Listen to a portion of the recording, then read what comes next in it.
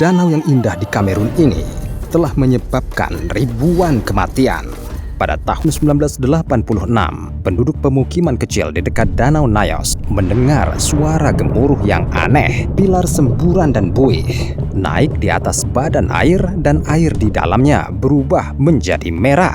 Selama 10 menit berikutnya, seluruh makhluk hidup dalam radius 25 km mati. 1.746 orang menjadi korban danau yang meledak itu. Ledakan di Danau Nyos bukanlah bencana pertama. Saat ini di Kamerun saja ada sekitar 43 danau yang berpotensi berbahaya. Mereka meledak setiap beberapa tahun dan tidak ada yang tahu bagaimana mencegahnya. Jadi, bisakah danau yang meledak menjadi skenario kiamat baru? Bencana Danau Nyos disebabkan oleh fenomena yang oleh para ilmuwan disebut sebagai letusan limnik. Dan itu tidak seperti letusan biasa atau ledakan bawah air. Bencana seperti itu dapat terjadi di danau vulkanik manapun. Dan alasannya adalah karbon dioksida. CO2 sangat larut dalam air dan dapat menumpuk di sana dalam jumlah besar. Karena danau vulkanik terletak di kawah, karbon dioksida dalam jumlah besar masuk ke dalamnya melalui celah kecil di dasar. Misalnya, ada waduk magma di bawah Danau Nyos di Kamerun dengan kedalaman sekitar 80 km. Ini melepaskan CO2 yang merembes melalui batu dan meluapkan air di lapisan bawah danau. Saat tekanan air di lapisan ini menjadi kritis, atau sebaliknya turun, gas karbon dioksida menyembur dari bawah danau dan membentuk awan tak terlihat.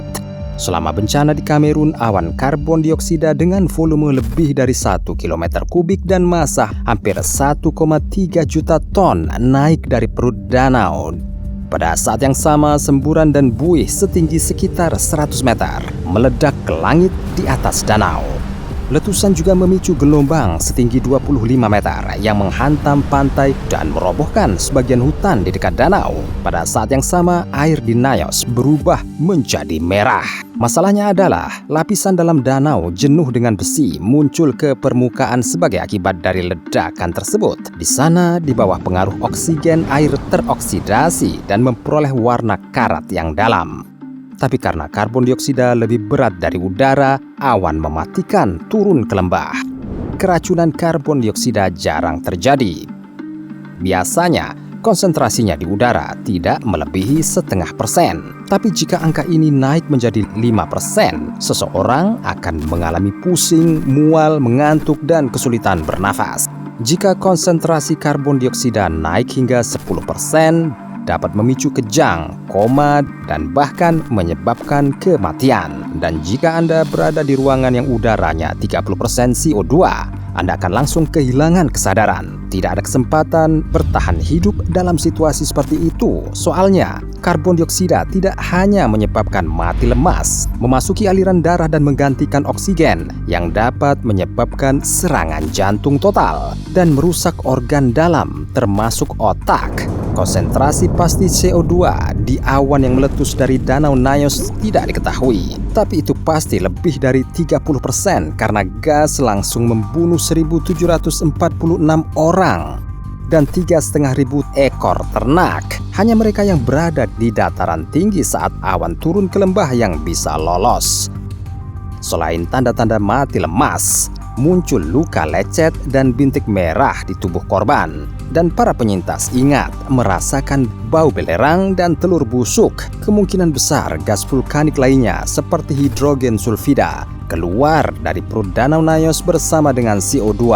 Setelah beberapa saat, awan menghilang begitu saja di atmosfer. Di antara mereka yang berada dalam radius 25 km dari Danau Nyos, hanya 161 orang yang selamat. Tapi bagian terburuknya adalah bencana ini bukanlah yang pertama dalam sejarah dan bukan yang terakhir. 2 tahun sebelumnya, letusan limnik di Danau Nyos. 100 km jauhnya bencana serupa terjadi. Pada malam hari, warga sekitar mendengar ledakan aneh yang berasal dari Danau Menun. Saat itu sebuah truk yang membawa 12 orang sedang melewati lembah dekat danau. Mobil tiba-tiba mogok karena karbon dioksida menggantikan oksigen dan reaksi pembakaran tidak dapat berlangsung lagi. Orang-orang menjadi terjebak. Pengemudi dan 9 penumpang kehilangan kesadaran dan meninggal di tempat. 2 orang yang duduk di atas truk berhasil selamat. Itu karena karbon dioksida lebih berat daripada oksigen dan nitrogen yang menyusun udara. Jadi, awan tak berwarna yang muncul dari kedalaman Menun bergerak mendekati tanah. Kulit para korban melepuh, seolah-olah akibat luka bakar dan bercak kulit aneh yang tidak dapat dijelaskan oleh dokter. Para penyintas melaporkan mencium bau pahit dan asam yang tidak seperti ciri khas CO2. Awan itu mungkin terdiri dari campuran gas vulkanik. Totalnya 37 penduduk setempat meninggal malam itu. Para peneliti percaya bahwa letusan seperti itu dapat terjadi lagi dalam waktu dekat. Hal ini akan terjadi di Danau Kivu yang terletak di perbatasan antara Republik Demokratik Kongo dan Rwanda. Dan bencana ini yang bisa terjadi kapan saja berisiko menjadi yang terbesar dalam sejarah dan merenggut nyawa jutaan orang. Tapi apa yang memicu letusan limnik itu? Mungkin alasannya terletak pada produksi industri gas dari danau vulkanik. Danau Kivu tidak seperti Nyos atau Menun. Ini terletak bukan di kawah gunung berapi, tetapi di titik patahan kerak bumi yang berupa celah. Selain itu, Kivu jauh lebih besar. Panjangnya sekitar 90 km, lebarnya 50 km, dan kedalaman rata-ratanya 220 meter. Tepi danau berpenduduk padat. Tetapi perbedaan utamanya dari danau limnik lainnya adalah bahwa perairan Kivu jenuh tidak hanya dengan karbon dioksida tetapi juga dengan metana yang mudah terbakar. Itu karena danau adalah rumah bagi koloni bakteri yang menyerap CO2 dalam jumlah besar dan malah menghasilkan metana. Menurut perkiraan awal, air danau mungkin mengandung 65 km kubik metana dan 256 km kubik karbon dioksida. Dan itu sekitar 2% dari semua CO2 yang diproduksi manusia per tahun. Jika letusan limnik terjadi di Danau Kivu, akibatnya akan sangat mengerikan. Metana akan menjadi yang pertama lepas. Awan besar akan menutupi kepulauan Danau Kivu, membunuh setiap makhluk hidup di jalurnya. Penduduk pulau terbesar, Ijwi, yang berpenduduk sekitar 250.000 jiwa, tidak akan punya waktu menyelamatkan diri. Pada konsentrasi yang cukup tinggi, awan metana tidak hanya dapat membunuh manusia dan hewan, tetapi bahkan tumbuhan. Untungnya, metana jauh lebih ringan daripada udara dan awan tersebut cenderung naik dengan cepat dan menghilang di atmosfer. Tapi ini tidak akan menyelamatkan penduduk di daerah pesisir Danau Kivu. Dalam beberapa detik, awan raksasa CO2 akan menyembur keluar dari danau. Sekitar 2 miliar ton gas akan tenggelam ke dalam lembah lepas pantai dan menyebabkan kematian sekitar 2 juta orang yang tinggal di area tersebut. Selain itu, letusan limnik akan mengakibatkan tsunami danau raksasa yang akan menghanyutkan pemukiman pesisir dari muka bumi, membuat ribuan orang yang selamat kehilangan tempat tinggal. Yang paling menakutkan adalah Danau Kivu tidak dapat diprediksi dan tidak stabil.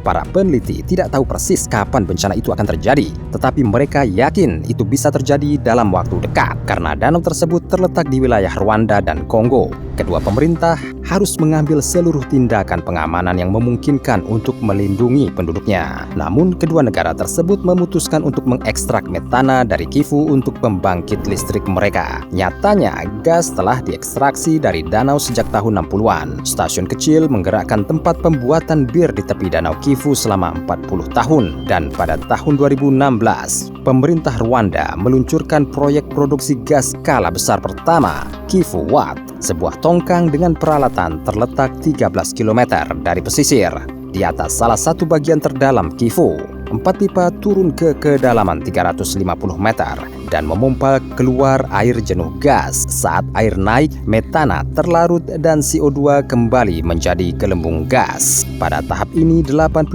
metana dan 40% karbon dioksida dipompa ke ruang terpisah dan air bergas dikeringkan hingga kedalaman 240 meter. Campuran gas yang tersisa dibawa ke menara dengan tongkang. Air bersih yang diambil dari kedalaman 40 meter juga dipompa ke sana. Tekanan di dalam ruangan meningkat dan sebagian besar karbon dioksida larut lagi. CO2 air jenuh dikembalikan ke danau hingga kedalaman 60 meter.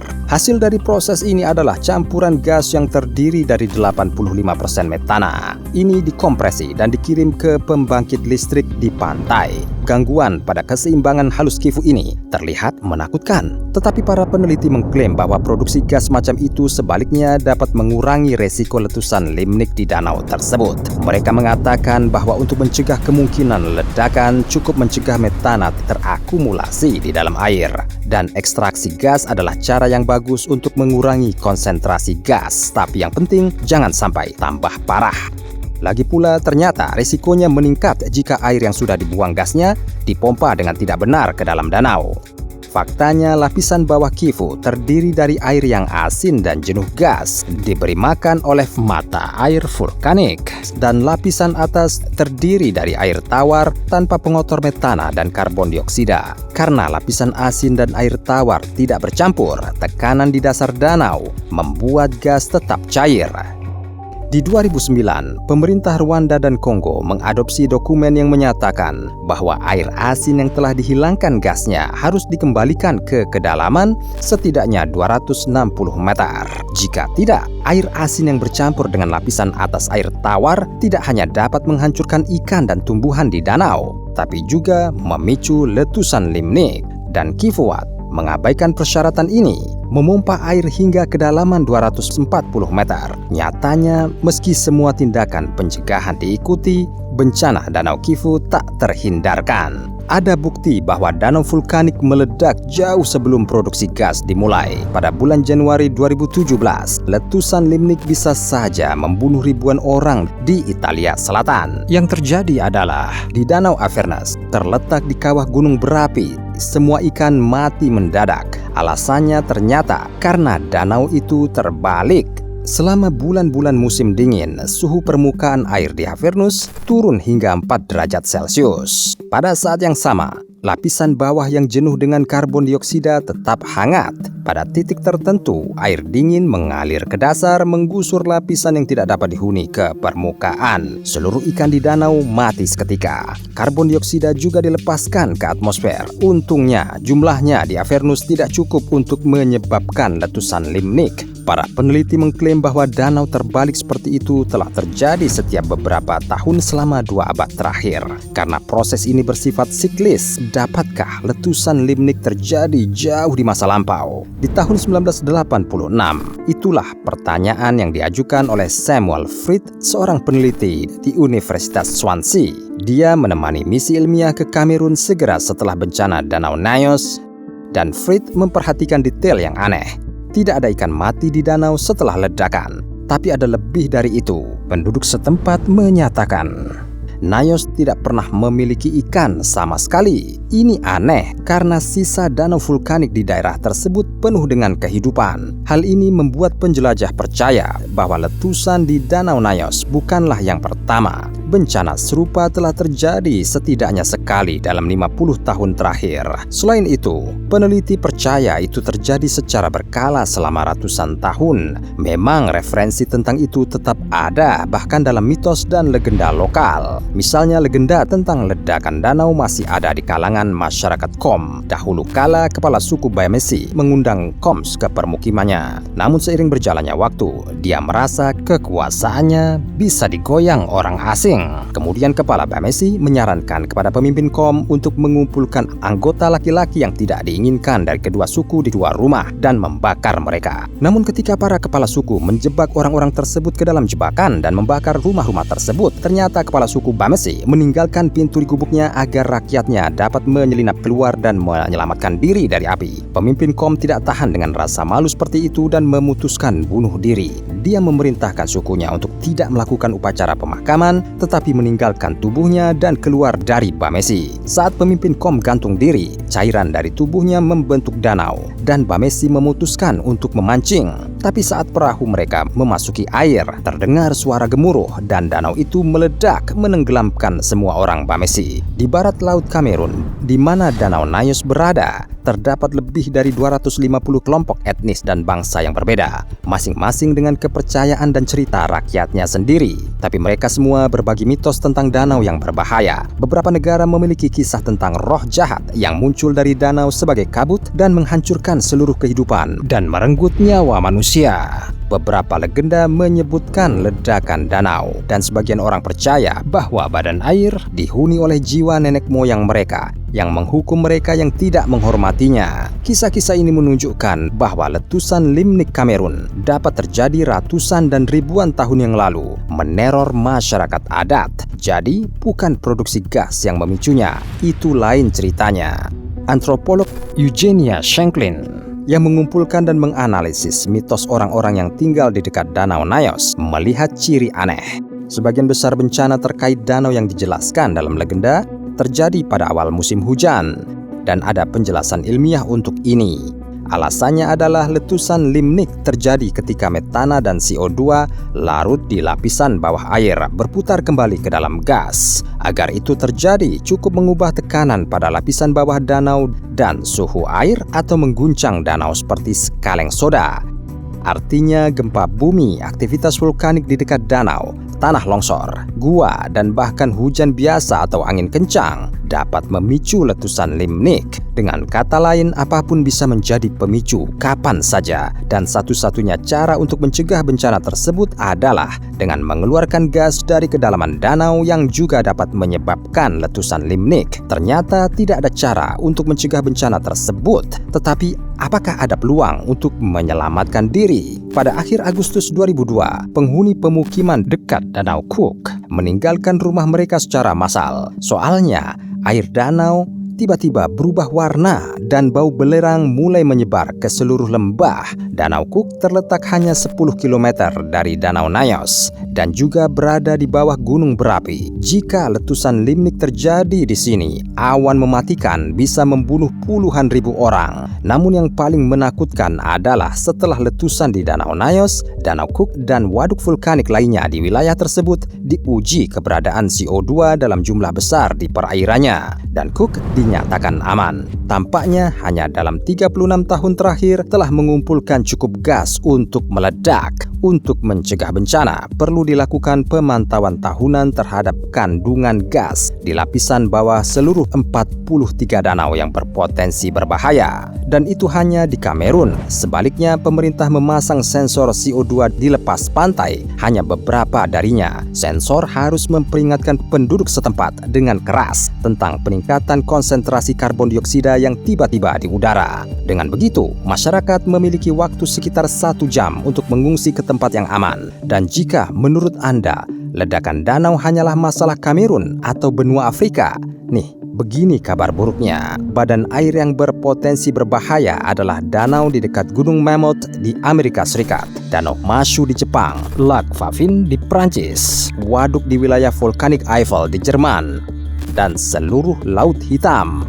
Ledakan yang dapat menyebabkan bencana di 6 negara sekaligus. Jadi, apa yang harus Anda lakukan jika berada di dekat danau yang berpotensi berbahaya? Aturan pertama adalah berhati-hati. Ingatlah bahwa bencana alam apapun dapat memicu letusan limnik, mulai dari gempa bumi terlemah hingga hujan lebat yang berkepanjangan. Jika cuaca di daerah Anda tiba-tiba berubah, lebih baik mengungsi selama beberapa hari. Aturan kedua adalah mempercayai indera penciuman Anda. Sangat sering awan yang keluar dari danau mengandung kotoran hidrogen sulfida dan gas vulkanik lainnya. Jadi, jika Anda mencium bau belerang, telur busuk atau soda di udara, lanjutkan ke aturan berikutnya dan mendakilah ke tempat terdekat yang lebih tinggi. Ingat, karbon dioksida yang mengancam jiwa jauh lebih berat daripada udara jadi ia akan bergerak di sepanjang tanah.